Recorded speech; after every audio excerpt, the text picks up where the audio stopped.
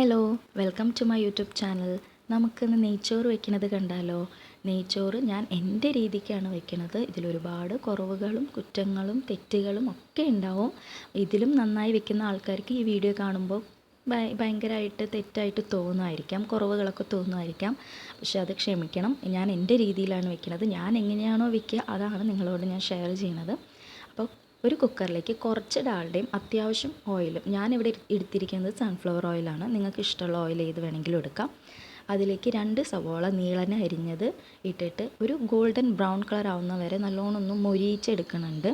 ഇതിലും കൂടുതൽ മൊരിയിച്ചെടുക്കണമെങ്കിൽ അങ്ങനെയും ചെയ്യാം, കുറവായിട്ട് എടുക്കണമെങ്കിൽ അങ്ങനെയും ചെയ്യാം. ഒക്കെ ഓരോരുത്തരുടെ ഇഷ്ടം പോലെ മൊരിയിച്ച് മാറ്റി വയ്ക്കുന്നുണ്ട്. ഇനി ഇതേ ഓയിലിലേക്ക് ഞാൻ കുറച്ച് കാഷ്യൂ നട്ട്സും കിസ്മിസും കൂടെ ഇട്ടിട്ട് ഇതേപോലെ ഒന്ന് ബ്രൗൺ കളർ ആവുന്നവരെ ഒന്ന് മൊരിയിച്ചെടുക്കുന്നുണ്ട്. ഇത് നമ്മൾ എന്തിനാണ് ചെയ്യുന്നതെന്ന് വെച്ചാൽ നമ്മുടെ ഈ നെയ്ച്ചോറിൻ്റെ മുകളിൽ കൂടെ ജസ്റ്റ് ഒന്ന് വെതറി ഒന്ന് ഗാർണിഷ് ചെയ്ത് കൊടുക്കാൻ വേണ്ടിയിട്ടാണ് നമ്മളിത് ചെയ്യുന്നത്.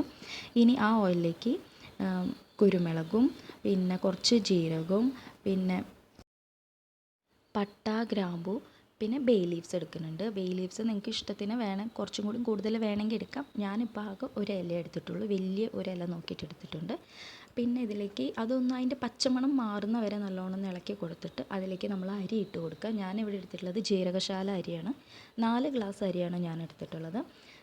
നിങ്ങളുടെ വീട്ടിലുള്ള ആൾക്കാർക്ക് അനുസരിച്ച് എത്ര വേണ്ടത് വെച്ചാൽ അത്ര അരി എടുക്കാം. നല്ലോണം ഈ മസാലയായിട്ടൊന്ന് മിക്സ് ചെയ്ത് കൊടുത്തതിന് ശേഷം 4 ഗ്ലാസ് അരിക്ക് 8 ഗ്ലാസ് വെള്ളമാണ് ഞാൻ വെച്ചിട്ടുള്ളത്. ആ വെള്ളം ഈ അരിയും കൂടി നല്ലോണം മിക്സ് ചെയ്തതിന് ശേഷം ആവശ്യത്തിന് ഉപ്പിട്ട് കൊടുക്കുക. എന്നിട്ട് അതിമേ ഒരു ചെറിയൊരു സൈസ് ചെറുനാരങ്ങയാണ് ഞാൻ ഒഴിച്ചു കൊടുത്തത്. വലിയ ചെറുനാരങ്ങ ആണെങ്കിൽ പകുതി എടുത്താൽ മതി.